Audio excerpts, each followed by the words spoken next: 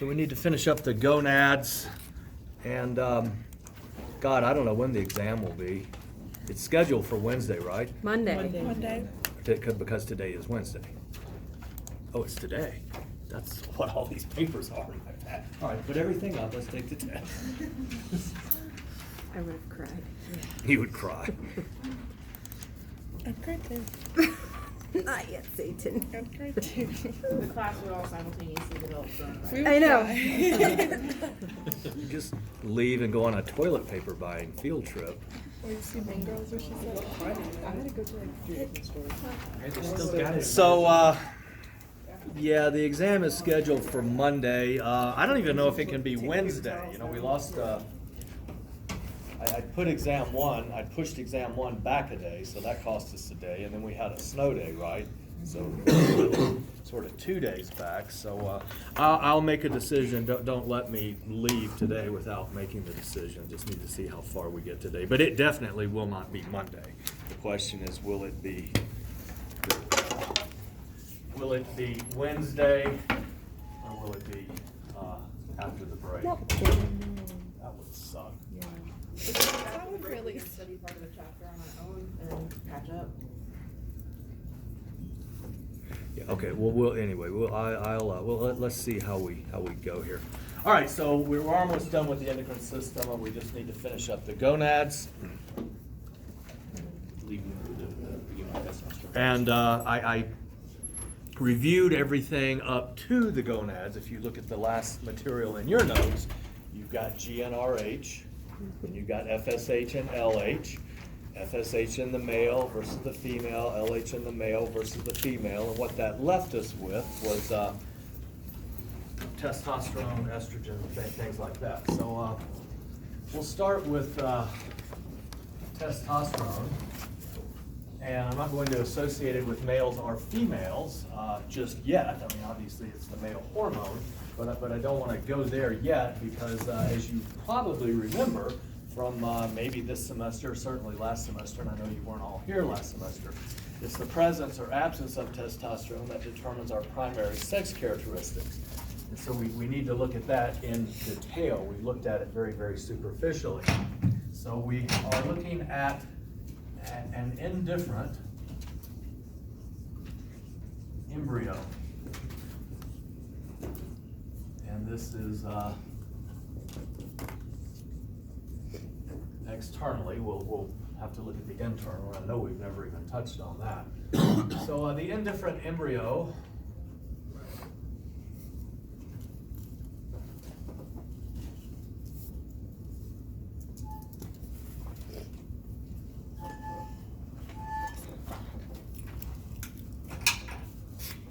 has a structure called a genital tubercle.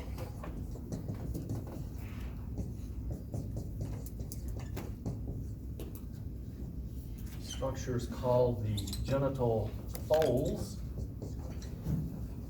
and structures called the genital swellings.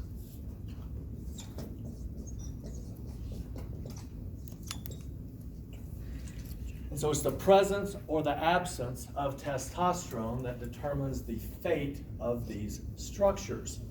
So a little chart here.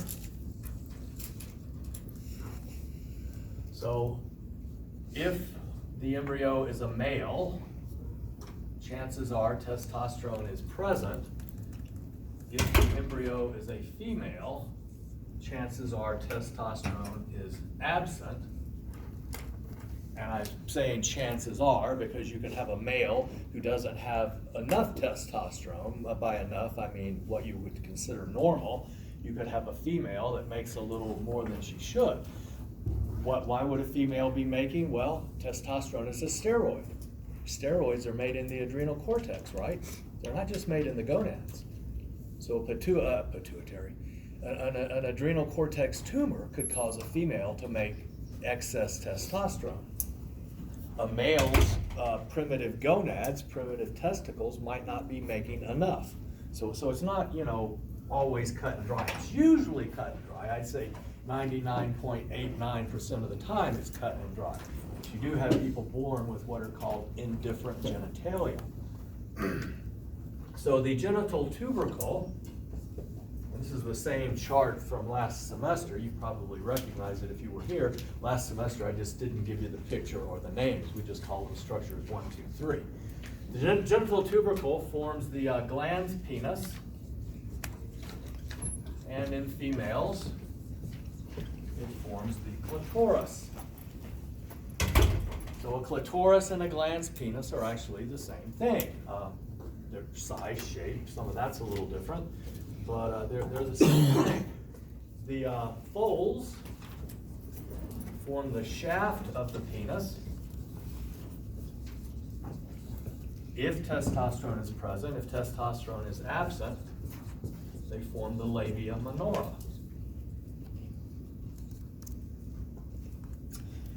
A penile shaft is literally nothing more than labia minora that have fused. Back to the phrase indifferent genitalia, a child could be born and it might not be clear visually whether the genitalia is a penile shaft that didn't fuse completely and needs to be sutured shut, or labia minora that are partially fused and need to be opened. Finally, the swellings form the scrotum or the labia majora.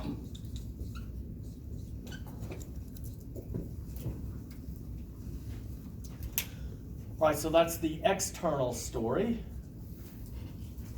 And again, these are your primary sex characteristics. Remember that from when you were a little baby, almost a child. Primary characteristics, the way you're born. Secondary, the events of puberty. So estrogen, doesn't have a role here. When we talked about this last semester, again, I know you weren't all here.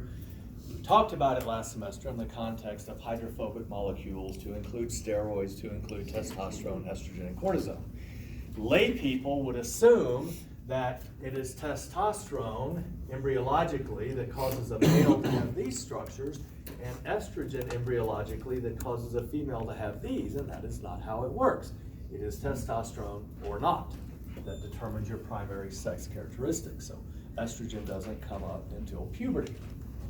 All right, now let's talk about the internal development.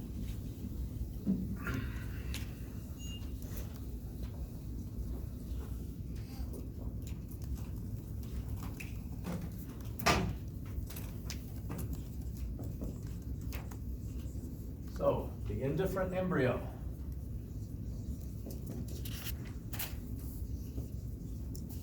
Has two sets of ducts.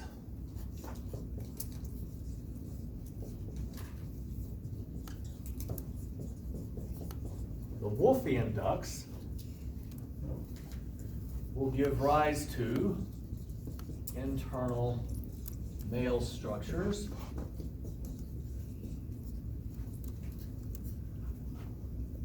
Leave adequate space here. The Mullerian ducts will give rise to internal female structures. Okay, so we all had both. Clearly, if you're a male, you want this system to grow and develop, and you want this system to degenerate. If you're a female, you want this system to grow and develop, and you want this system to degenerate. If both systems degenerate, you would have no internal genitalia. If both systems grow and develop, you could have testicles and ovaries, something like that. If a human, or any mammal for that matter, has testicles and ovaries, it is not capable of self-fertilization. There has, since the history of science or whatever, there has never, ever, ever been a documented case of a mammal that was capable of self-fertilization. So the term hermaphrodite, which is thrown around, should be pseudo-hermaphrodite. Has male and female structures, but is not capable of self-fertilization. And the distinction there is that there are some other creatures that are. There are some insects, there are some worms that can lay eggs and then fertilize them. There are some fish that can change their sex. If the population of males or females declines, they can convert to maintain the species. Some of those fish are fish that people like any of us might keep at home, just common tropical fish. And I can't give you an example. I don't really know anything about fish, except that It tastes good. anyway. So the Wolffian ducts require testosterone to develop.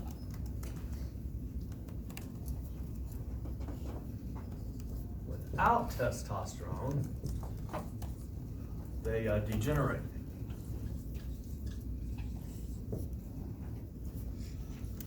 Okay, so we're thinking about an ordinary male who would have testosterone, the Wolffian ducts would develop. That's what we want. If we're thinking about an ordinary female who would not have testosterone, and again, estrogen doesn't have a role here at all. An ordinary female who does not have testosterone, what would happen to the Wolffian ducts? They would degenerate. Okay, so good. That's what we want. The male has testosterone, Wolffian ducts develop, he gets male structures. Female doesn't have testosterone, Wolffian ducts die. Well, she didn't want them anyway. All right, what about the Mullerian ducts? Require a lack of testosterone to develop? Huh, what? Do they require a lack of, oh, never mind, I'm just trying to predict. Ah, the Mullerian? Yeah, Huh? just ignore me. Okay. All right, the Mullerian ducts, these develop without any hormonal input.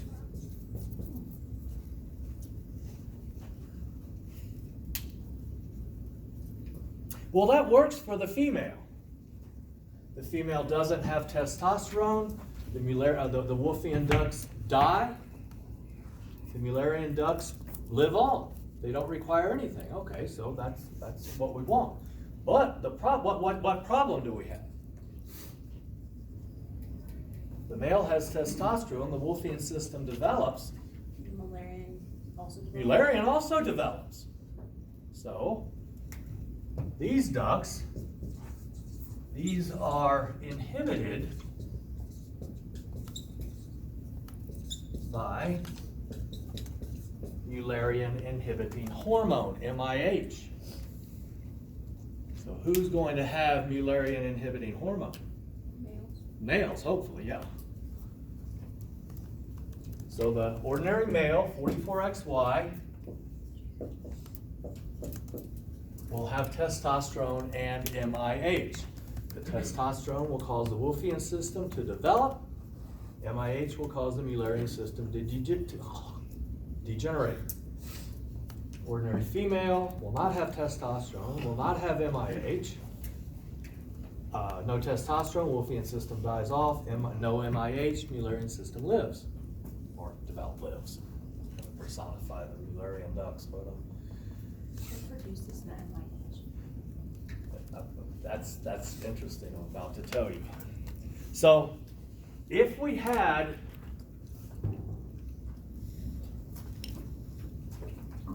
testosterone and MIH, that would be a normal male. Most likely. I mean, there aren't any absolutes. If we lacked testosterone and MIH,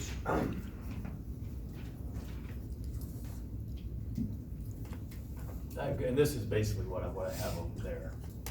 I just want to add a little to it. That would be a textbook normal female. Now, let's say we had testosterone, but we didn't have MIH.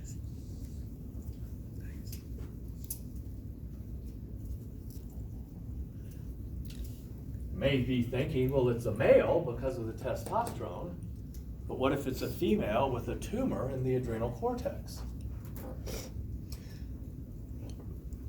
back to that. But what would it look like externally? Male. Male? Ain't Amy? Good. How do you know that? Because of testosterone. Okay, exactly. What would it look like internally? Both. Would it be a hermaphrodite? Be a pseudo-hermaphrodite?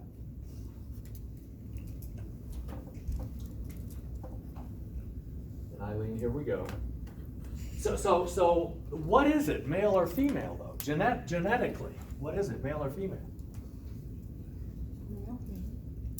How do you know? What if it's a female with an adrenal tumor? So we don't know. You have to do a blood test to find out the karyotype. So they're testing. Have to do a karyotype.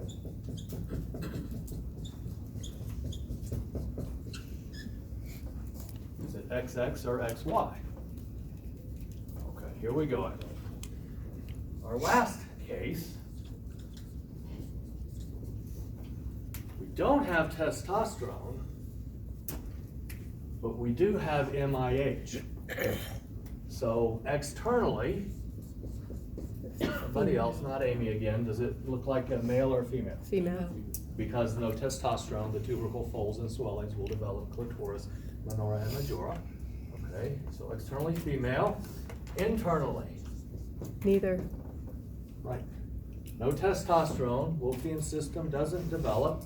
MIH, Mullerian system doesn't develop. No back half. Now, it looks like a female externally. Baby's born, oh, what a cute little girl, that scenario. But as he, and I'll tell you why I know it's a he in a minute, as he grows and develops and never menstruates and never gets breast and things like that, upon examination, you'll discover that the vagina is blind, which means you have the outer 2/3 of the vagina and it just ends, there's no cervix. So how do I know it's a male? And I don't know for sure, but I'm 99% sure it's a male. And Eileen, this finally will answer your questions. Or, sorry, that's singular, not plural. Guess where MIH is made? The seminiferous tubules. The female primitive gonad does not have seminiferous tubules. So if this is 44XX and has seminiferous tubules, we've got some crazy stuff going on. And so its chances are probably a male, because again, MIH is made in the seminiferous tubules. Females don't have seminiferous tubules. All right, interesting stuff.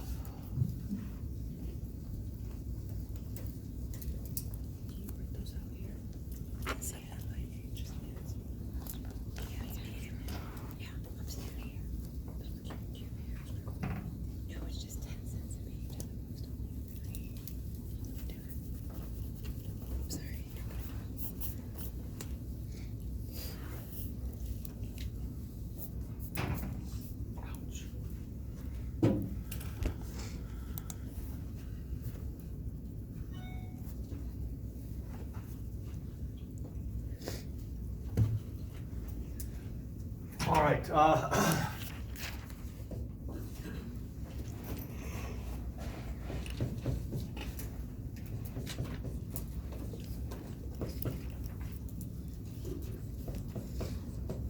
There's some things we can talk about together.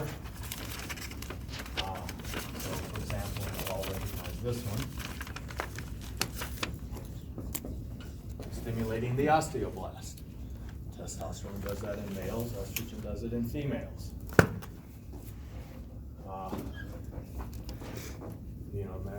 Males make testosterone forever, females quit making estrogen at menopause, and so females are more likely to develop osteoporosis.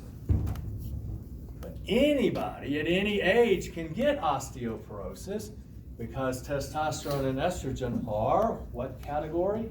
Steroids, which are hormones made from cholesterol. Cholesterol goes with fat. So you can be a 20-year-old collegiate athlete that's too skinny. You don't make estrogen or testosterone. You're not stimulating your osteoblast. Your bone mass is declining. You start breaking bones.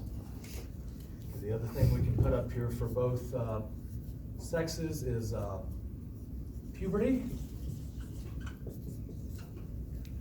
And again, that's those are the what we call the secondary sex characteristics. And I don't think we need to summarize the events of puberty, considering that we're a room full of adults. If you've forgotten, look it up.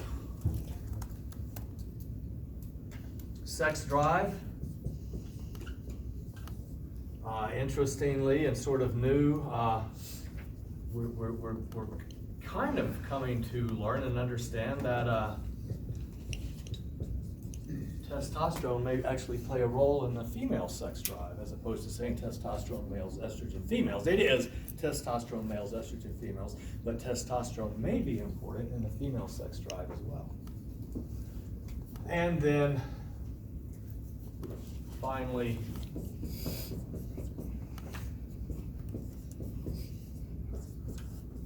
we're going to talk about the female exclusively, the menstrual cycle.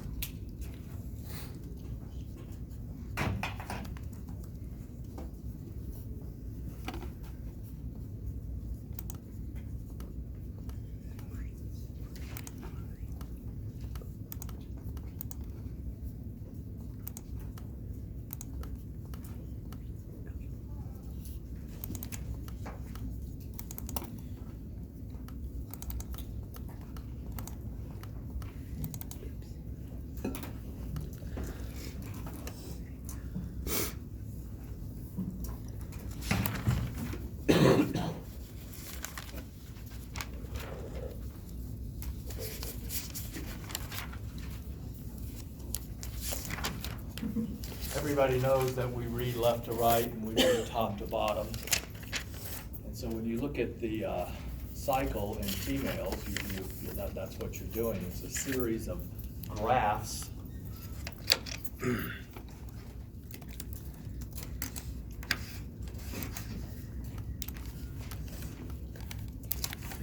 that's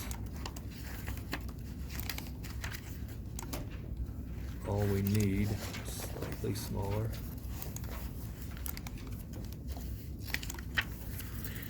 So it's a series of graphs, and each graph is read left to right, but we read the graph that this causes that, this causes that, this causes that.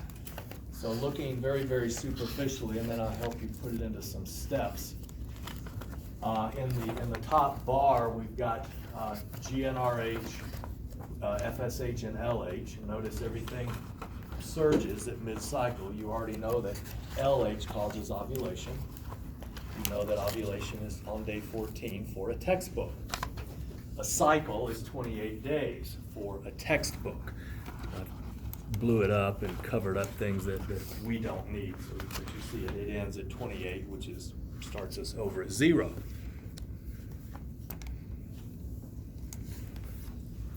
You know about the follicle cells. FSH causes development of the follicle cells, right? They're the unicellular endocrine glands. We need the follicle cells because they make the estrogen and progesterone. LH stimulates their mitotic activity. FSH stimulates their mitotic activity. LH says, hey, make the sex hormones. Third bar, we've got estrogen and progesterone. And the fourth bar is the uterine lining, the endometrium. All right, so to help you put this into some steps, I would say, first of all, and I wouldn't call this number 1, give this an asterisk or something. So let's say you wanna plot a cycle, whether it be your own or a friend's or a patient's.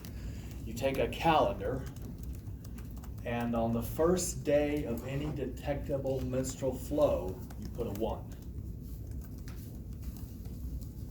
First day of any detectable menstrual flow, you put a 1.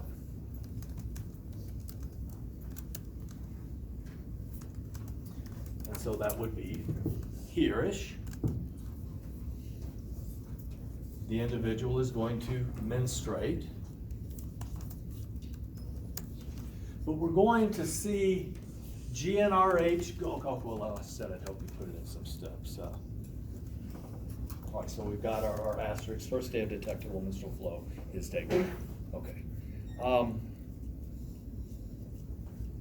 FSH and LH, so step one. FSH and LH begin rising gradually.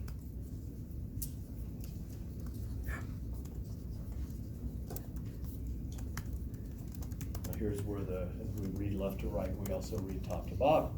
Number two, FSH is stimulating proliferation of the follicle cells. Number three, LH is stimulating the follicle cells to produce estrogen and progesterone.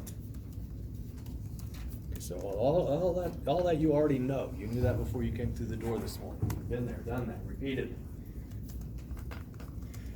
So if GnRH is rising, causing FSH and LH to rise, not anything, very, very subtly, especially, and you can see that on the graph, especially with FSH, it's like, Larry, I don't even think it's rising. It looks like it's going down.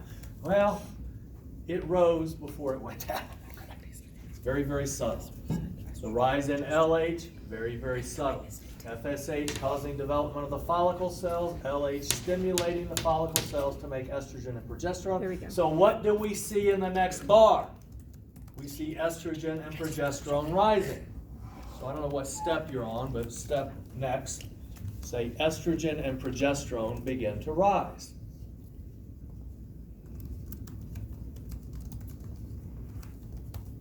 Footnote or something here. It is primarily estrogen at this point. You can see that on the graph. It's primarily estrogen at this point.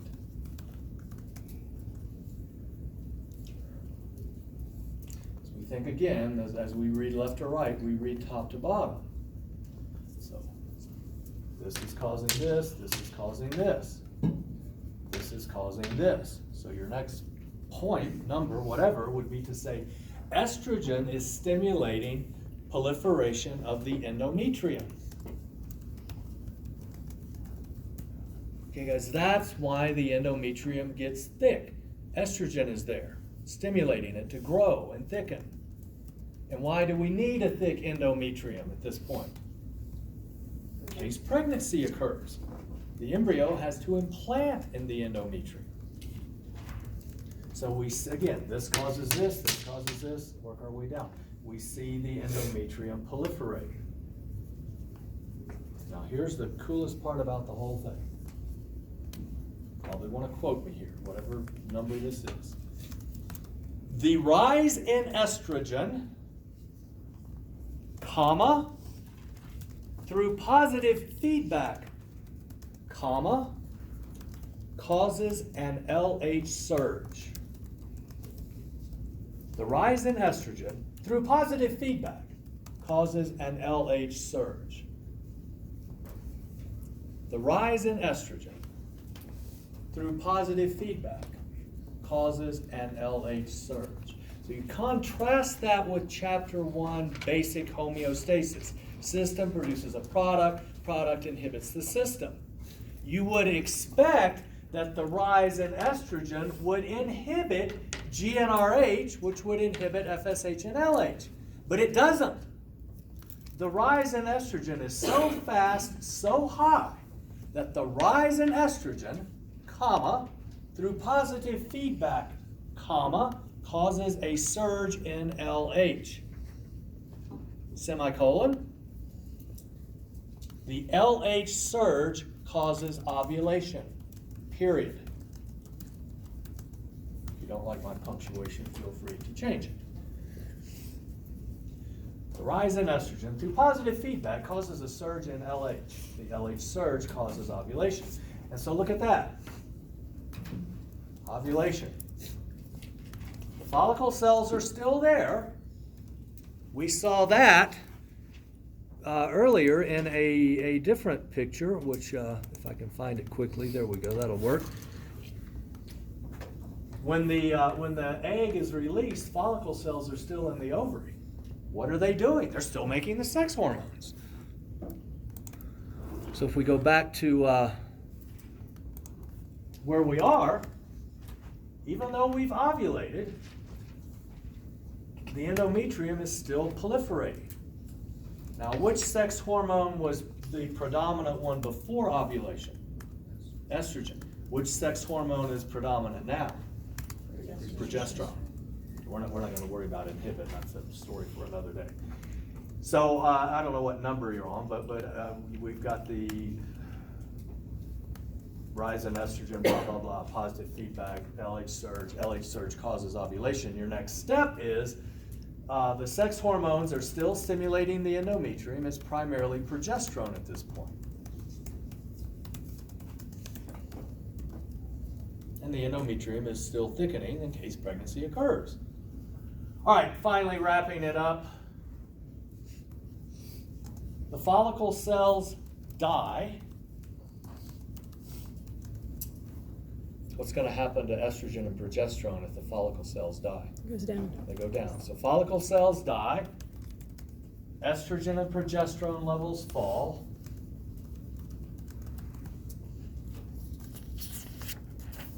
Follicle cells die, estrogen and progesterone levels fall. What were estrogen and progesterone doing? They were maintaining the endometrium, right? So if the follicle cells die, estrogen and progesterone levels fall, the endometrium forms. It dies, it's shed, menstruation begins. We're back where we started.